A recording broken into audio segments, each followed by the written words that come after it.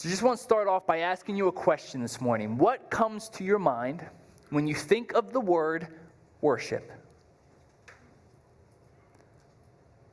What comes to your mind when you think of the word worship? Perhaps it's what we just did. We sang a couple songs. We gathered together around the creed. We said a prayer together. We think maybe of a liturgy when we think of worship. What comes to your mind when you think about worship? The term itself comes from an Old English term, meaning worthship. So it's this idea that we're placing value, we're placing worth on someone or something. And when taught in this light, simply showing worth to someone or to something, then we can make the argument that ultimately everybody worships. It might not be in the liturgical sense or in the church setting, but most certainly everybody worships. One of our core values as a church is worship. This is what we say about worship. Everyone everywhere is worshiping someone or something. It's in the DNA of who we are as humans created by God. We are all called to eat, drink, speak, think, work, whatever we do to the glory of God, 1 Corinthians 10:31, in a way that gives Him glory. Worship, therefore, cannot be limited to a time and space. Worship is nurtured through the corporate gathering, through the public gathering of the community of faith. And within these gatherings, we worship God by devoting ourselves to preaching, to teaching, to singing, praying, reciting, and celebrating baptism and the Lord's Supper. Each presents an opportunity to receive, remember, respond, and rejoice in the gospel of Jesus.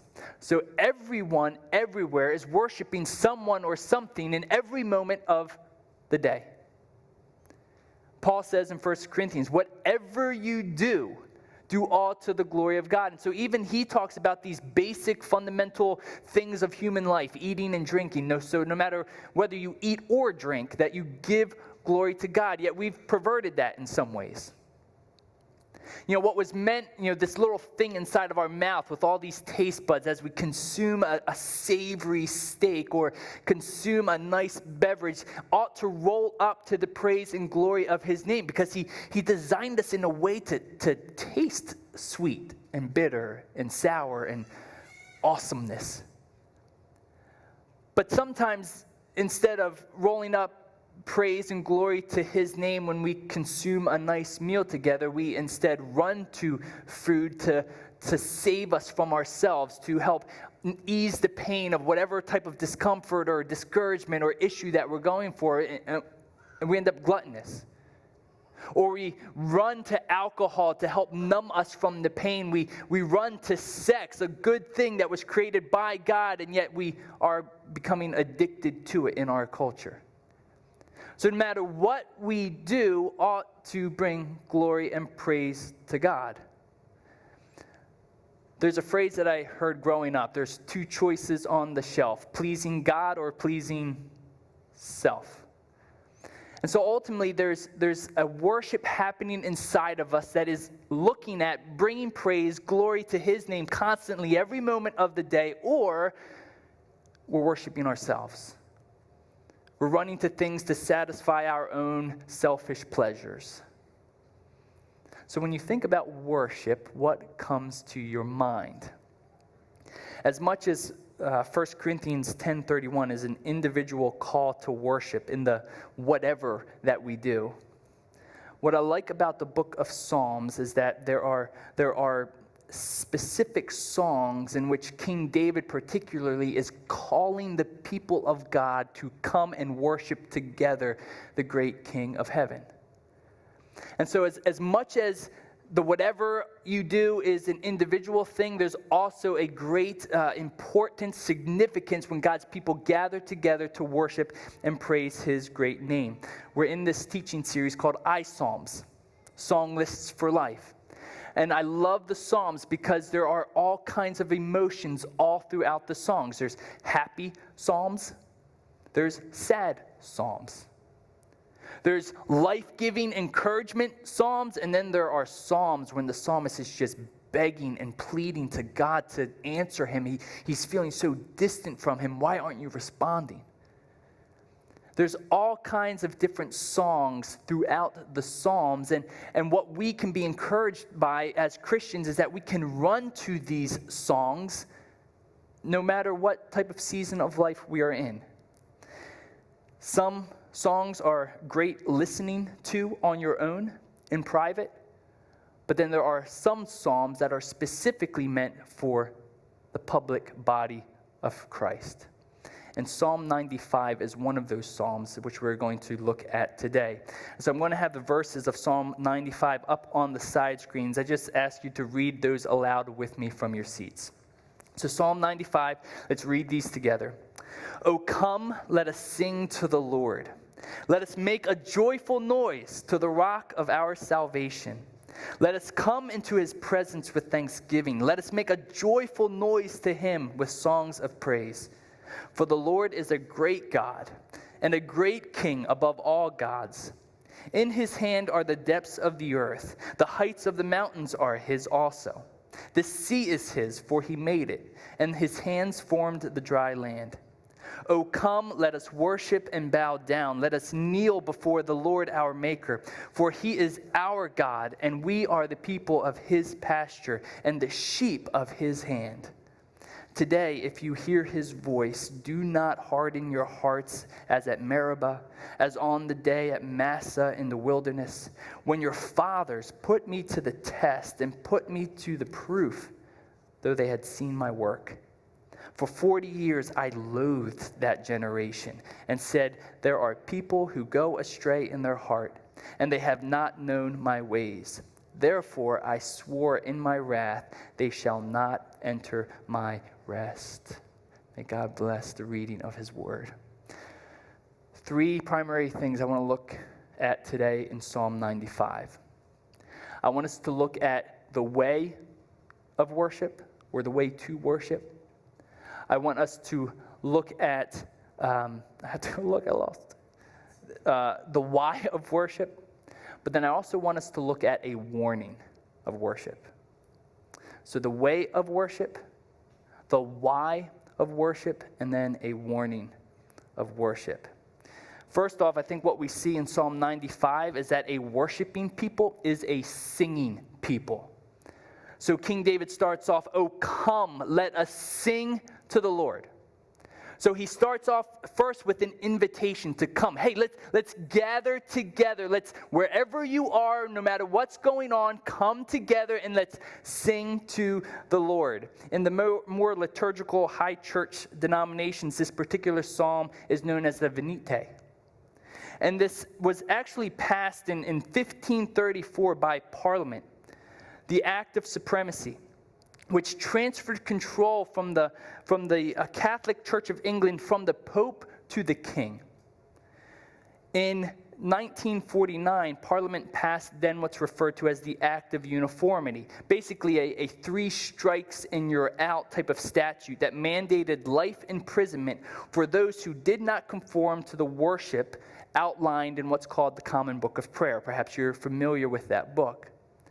In the Common Book of Prayer is this thing called the Venite, Psalm 95, in which you were supposed to recite this every morning. And so this psalm is very popular in the high church liturgical settings. And so King David, being a worship leader, ultimately comes together and says, hey, let's come together. That's what that word venite means. Let's come together and worship the Lord. Let's sing praises to his name. And so the first thing that we see about singing, about coming together in the first place, is that it's a decision. It's not based on emotion. It's a decision that we come together to worship. And then this idea of sing, oh come, let us sing to the Lord. It has this idea of giving a ringing cry, a ringing battle cry. It's a song of passion. It's a song of homecoming, a song of victory. It's a fight song. I've been to Lincoln Financial Field. a 69,000-seat or stadium in which 68,999 drunk, screaming fans all of a sudden bust out in song, "Fly, Eagles, fly, on the road to victory, fly, fly, fly." That's the type of song that David is talking about here. Oh, come with our gathered passions. Oh, come centered around God, and let's sing this fight song for him.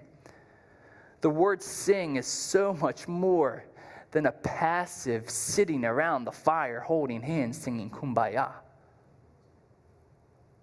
It's a passionate expression of praise. Research shows that singing actually has positive effects on the human body. Do you know that? When you sing, oxytocin is released into your bloodstream. Oxytocin is responsible for forging relationships.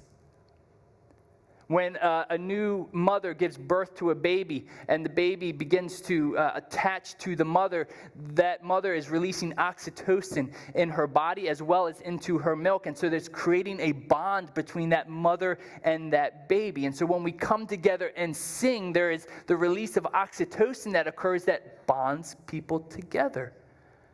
So it's amazing that King David, way back in ancient Bible times, before he even knew what oxytocin was saying, come, let's gather together. Let's be bonded through singing. A second thing that singing does is that it releases endorphins. And endorphins is a hormone that just basically makes you feel good. There is no other reason for endorphins other than to feel pleasure, to feel good. And so singing helps us feel good in the midst of our circumstances. And so King David says, oh, come, let us sing to the Lord. A worshiping people is a singing people. You might be out there thinking, you really don't want to hear me sing, Jason. My husband has told me many times that, no, you just maybe need to be there quiet. That's okay. We have an encouragement for you, because a worshiping people is also a shouting people.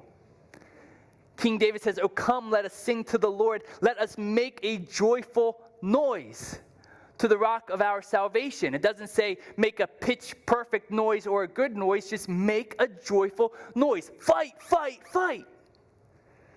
Oh, come, let us sing to the Lord. Let's make a joyful noise to the rock of our salvation. That phrase, make a joyful noise, is to literally make a shouting war cry. So it's the same type of word when a king back in ancient times would return from battle to the kingdom. And all the people of the kingdom were gathered around to see if the king would actually return. Because if the king returned, then that was a good sign. They had won the battle. But if the king didn't return, that was a bad sign. The enemies probably killed him, and then watch out. And so the king returns, and the whole kingdom erupts in explosions of noise, of shouting, because there's safety. There is no more worry of the enemy coming. So King David says, let us make a joyful noise. A worshiping people is a singing people. A worshiping people is a shouting people. A worshiping people is a thankful people. He says, let us come into his presence with thanksgiving. All throughout the Psalms, when you read about the presence of God, it's either in a good light or a bad light. And so if you were an enemy of God and you experienced the presence of God, that was a bad thing. He dealt with his enemies. But if you were a follower of God and you experienced the presence of God, it was a joy-filled experience, a comforting experience, blessed and secure. And so when we gather on Sundays as God's redeemed children, we are gathering to experience his presence, to experience joy, comfort, encouragement, safety, security, excitement, celebration. It's not just around a sermon. It's not just around a song. It's not just around some people that we haven't seen in a couple of of weeks, although, again, those are good things, but we're ultimately coming together as one around his presence. Psalm 105, verse 4 says, "Seek the Lord and his strength, seek his presence continually."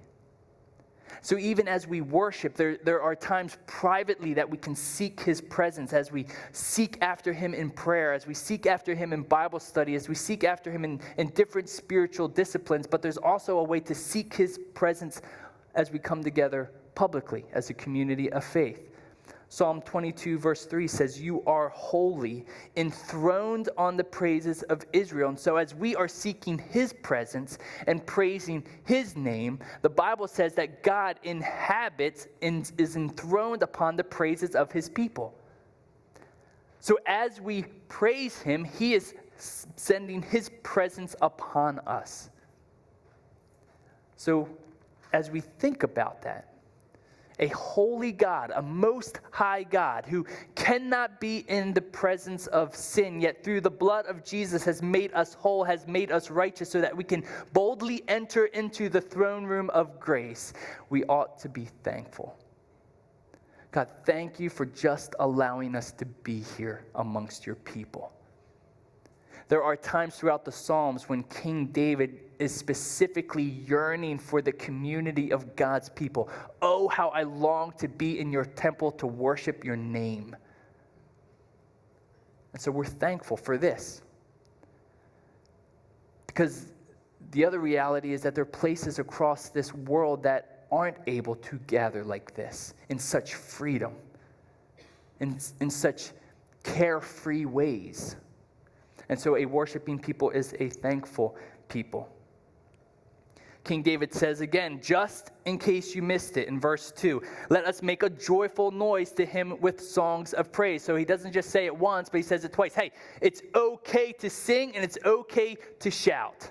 So just in case you missed it, let us make a joyful noise to him with songs of praise.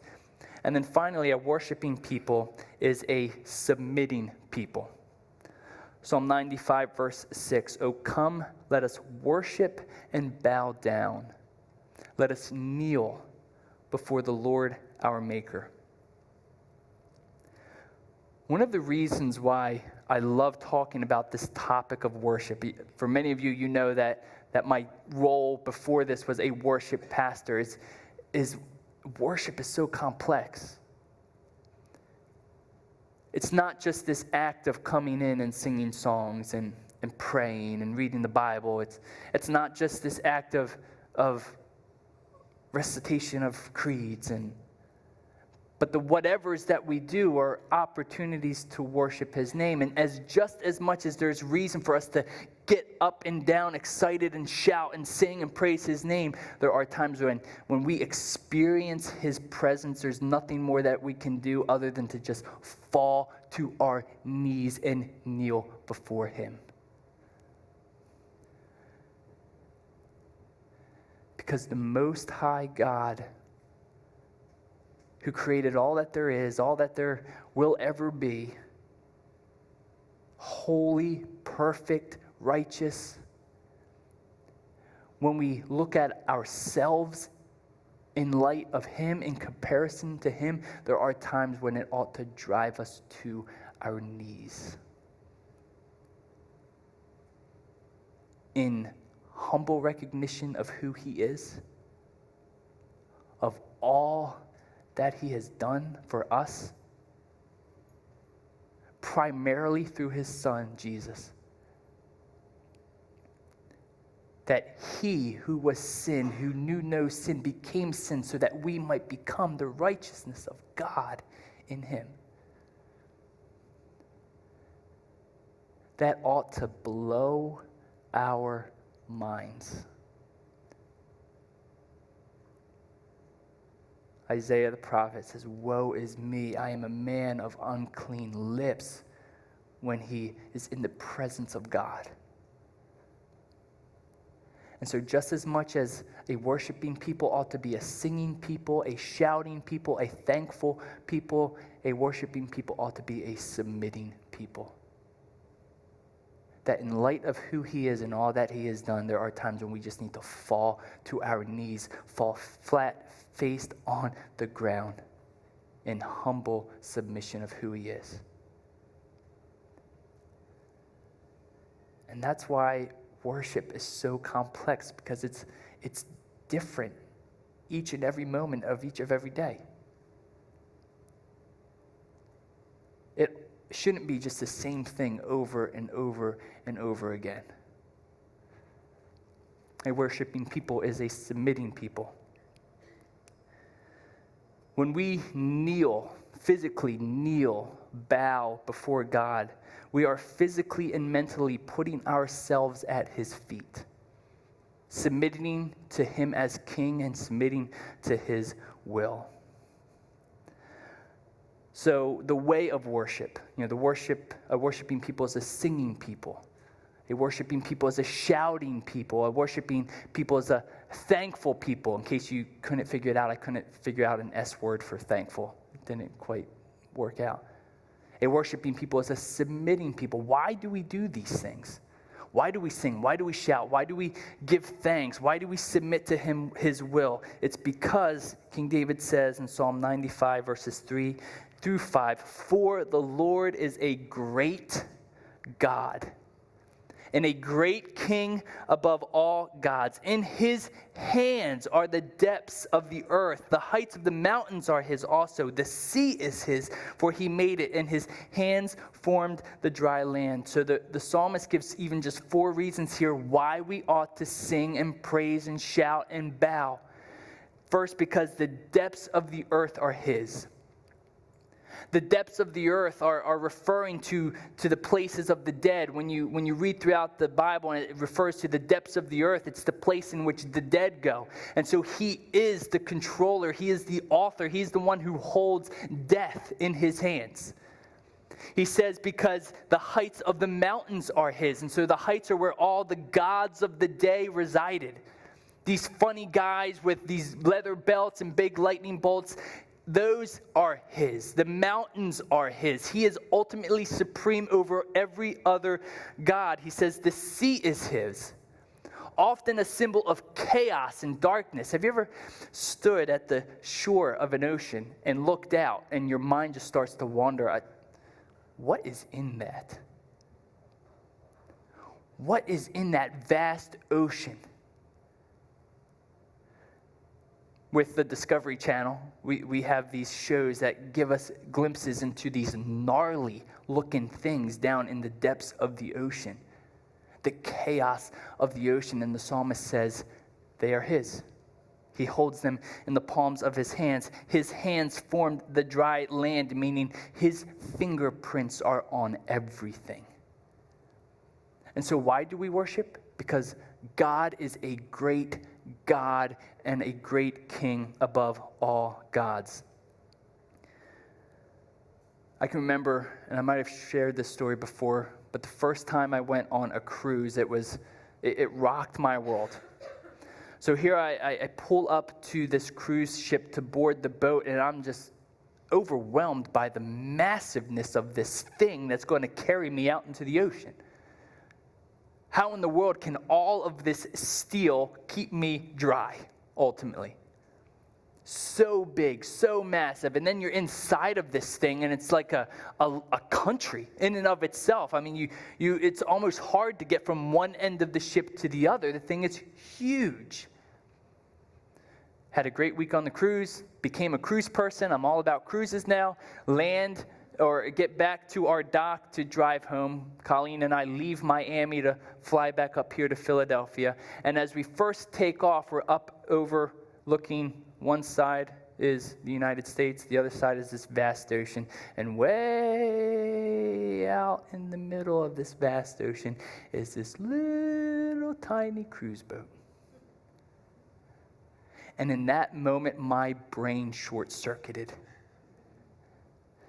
Because here I was just a couple days earlier pulling up to this gigantic cruise ship wondering, how is this thing going to stay afloat? This thing is enormous. And then I get a different perspective and I see this little tiny boat, realizing that this ocean could swallow this thing with no problem at all. and yet he holds all of that in his hands. So the why we worship is because God is a great God. When we think about his greatness, when we reckon about who he is, when we weigh about who he is, calculate, count, treasure all that he is, ultimately the excellencies of God ought to cause an explosion of worship. When we think about who he is, it ought to cause an explosion of praise for his great name. Second reason why we worship, not just because God is great, but ultimately because God is good. We worship him for what he has done. He says in Psalm 95, verse 7, "For he is our God, and we are his people, of his pasture, and the sheep of his hand." So remember when we talked about Psalm 23 a couple weeks ago, about how he is our good shepherd, that we are dumb sheep. And the only time it's good to be looked on as a sheep is when we're in the presence of the shepherd. Remember when I said that if we are wandering from him, that he's seeking after us, that we are so prone to wander on our own. Ooh, there's a green clump of grass. Ooh, there's another green clump of grass. And before you know it, the flock is totally somewhere else. Yet in his loving kindness and his goodness, he comes after us and brings us back. King David moves from thinking about the depths of the earth and the high mountains and the chaos of the sea. He moves from thinking of the transcendent God, the greatness of God, to the intimacy of God. That we are his and he is ours. Listen to this passage in John chapter 10. Jesus is speaking this to his disciples. "Truly I say to you, I am the door of the sheep. All who came before me are thieves and robbers, but the sheep did not listen to them. I am the door. If anyone enters by me, he will be saved and will go in and out and find pasture. The thief comes only to steal and kill and destroy. I came that they may have life and have it more abundantly. I am the good shepherd. The good shepherd lays down his life for the sheep. He who is a hired hand and not a shepherd, who does not own the sheep, sees the wolf coming and leaves the sheep and flees, and the wolf snatches them and scatters them. He flees because he is hired hand and cares nothing for the sheep. I am the good shepherd. I know my own, and my own know me. Just as the Father knows me, and I know the Father, and I lay down my life for the sheep. And I have other sheep that are not of this fold. I must bring them also, and they will listen to my voice. So there will be one flock, one shepherd. For this reason, the Father loves me, because I laid down my life that I may take it up again. No one takes it from me, but I lay it down on my own accord.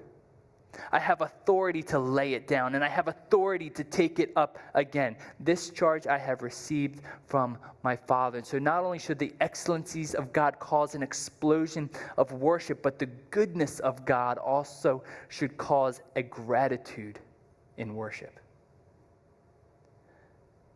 That as we ponder him being our good shepherd and we being the sheep of his pasture, that he is there alongside of us, caring for us, guiding us, protecting us, keeping us safe.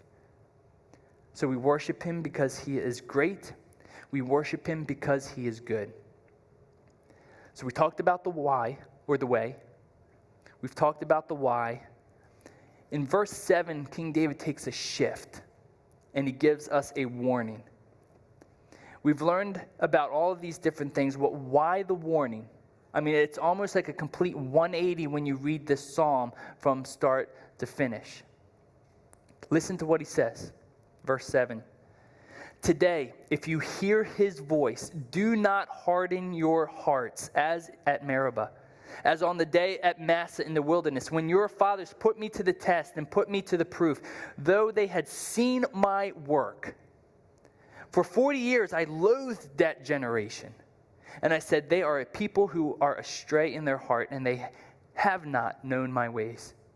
Therefore I swore in my wrath, they shall not enter my rest. So David is referring to a moment in Israel's history. And here's the warning that he gives us based on this situation that I'll explain in a second. The warning is this: do not harden your heart so that you don't worship him. Rather, surrender your heart so that you do worship him.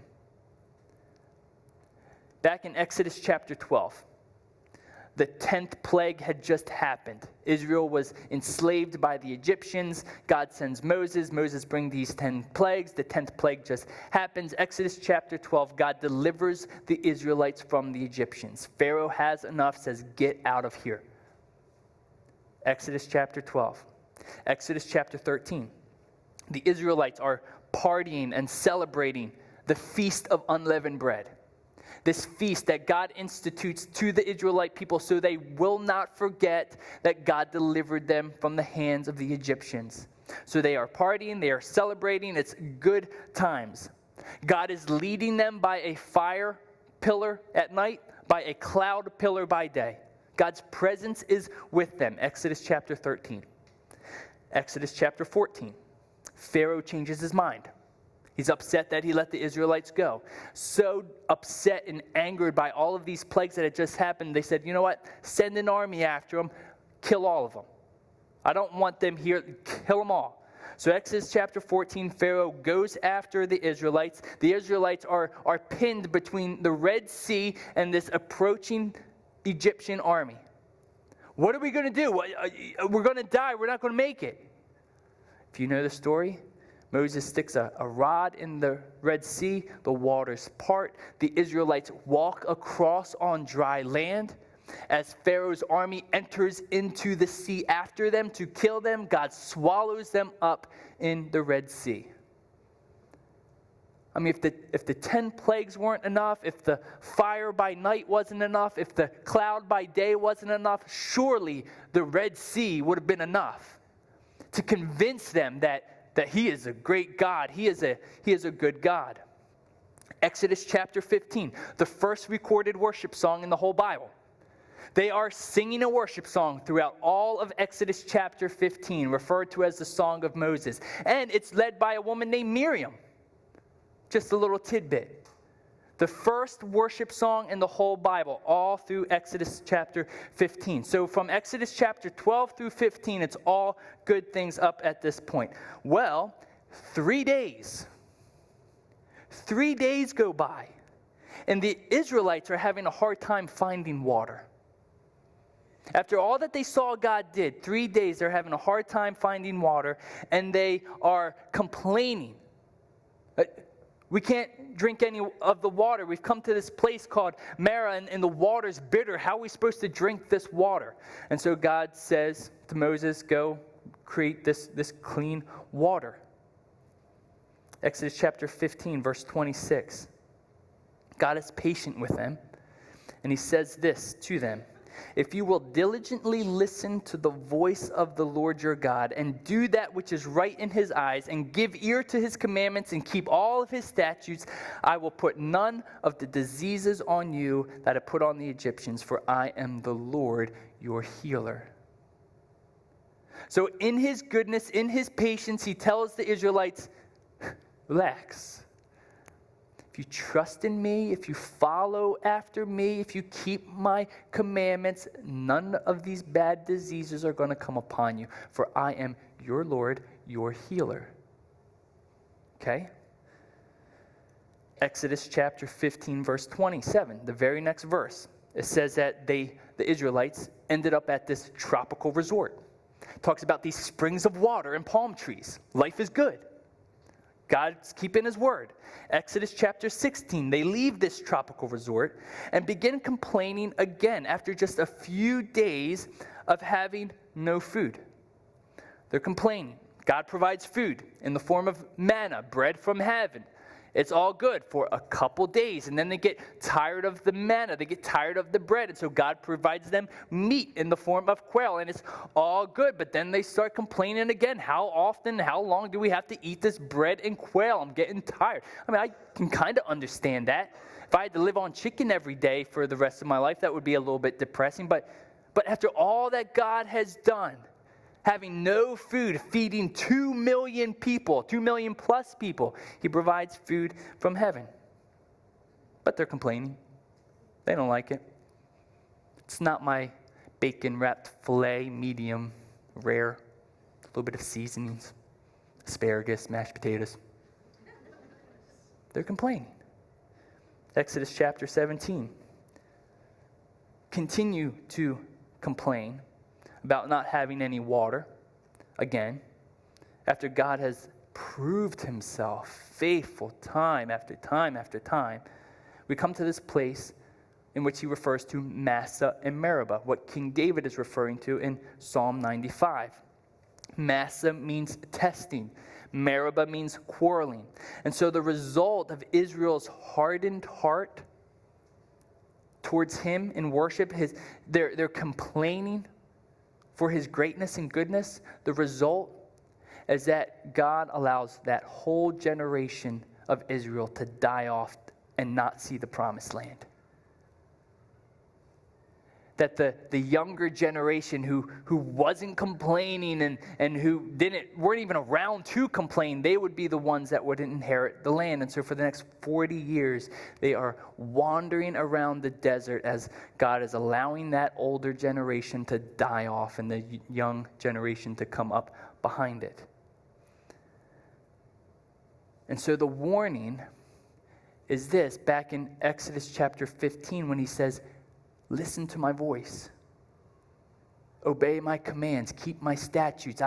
I'm not going to let any of these diseases come upon you. I am your healer. The warning is, don't harden your heart towards God in worship. A worshiping people is not only a singing people, a shouting people, a thankful people, a submitting people, but it's also a surrendering people. Listening for his voice, seeking his presence continually. We surrender our hearts to God. We surrender our circumstances to God. We surrender our preferences to God to come together and praise his great name. Because he is great and because he is good. So we've talked about the way of worship. That we sing, that we shout, that we give thanks, that we kneel and bow down, we submit to him, we surrender to him. And we've talked about the why of worship, because he's a great God and he's a good God. This is so important, and because we're in the financial position where we are seeking to hire our first worship pastor, I am excited about that.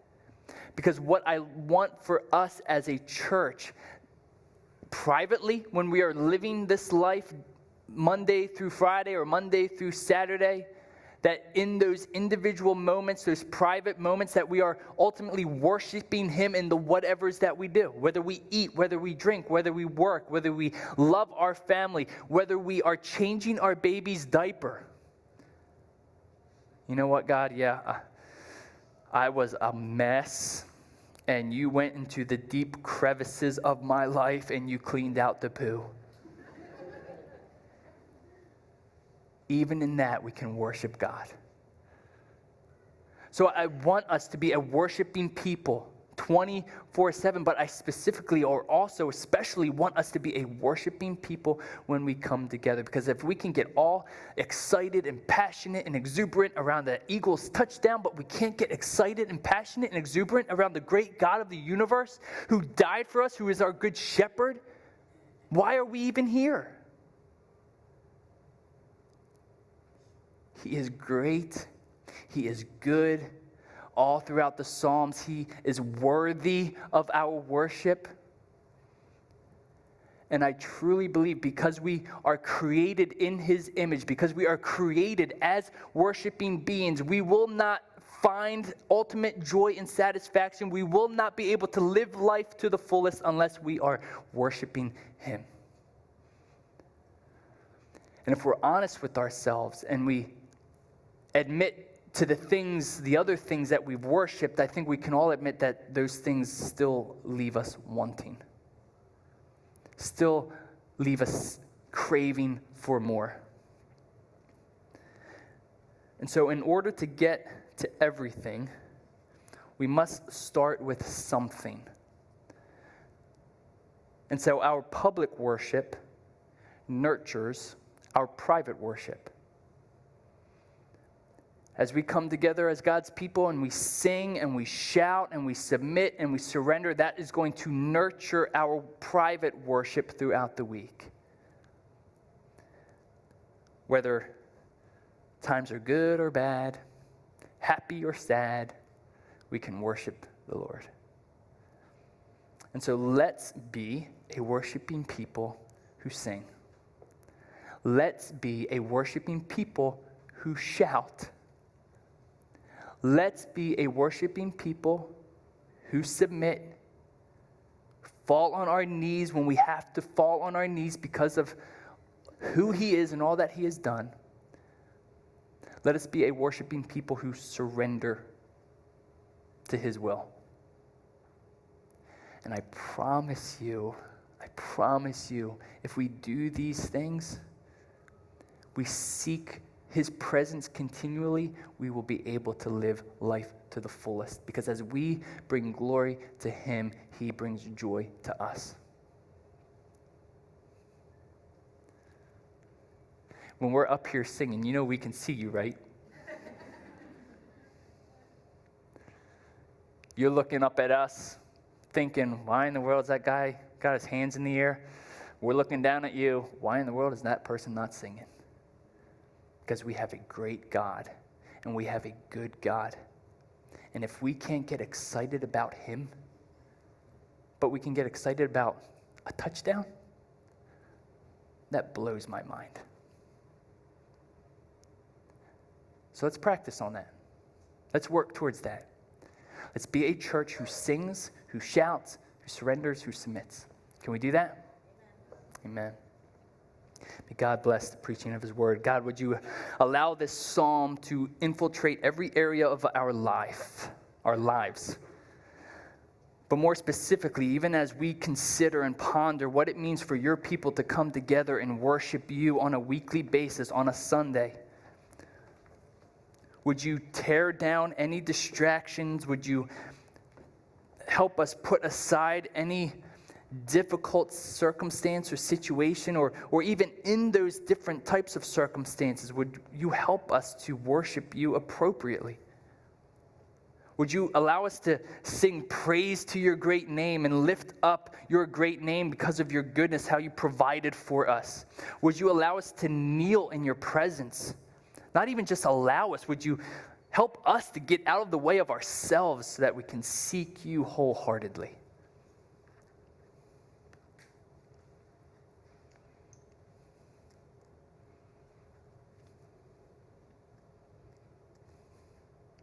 Holy Spirit, I pray you would even fall on us right now. Awaken us to your presence.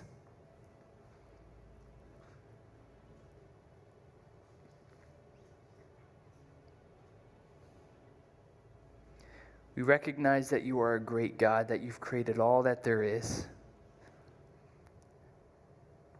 And even in all of creation,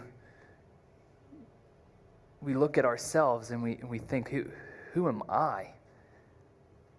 That you love us and you place value on us and you hold us in high regard, that we are the pinnacle of all that you have made.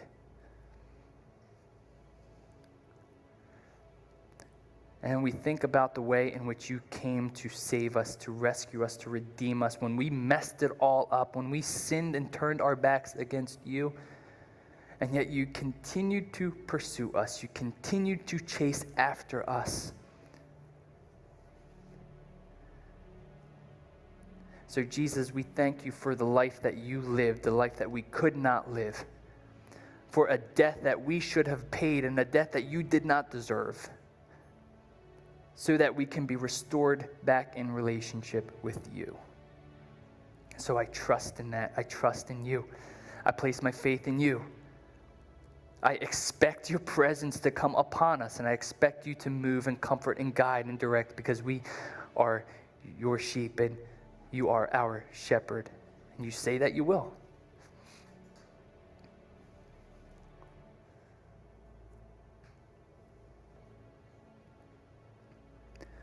Just take a moment and think what this message might mean for you today.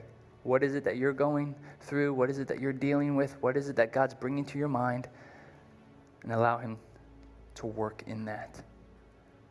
So, Father, would you continue to guide us as we sing one more song of praise to your name? In Jesus' name, amen.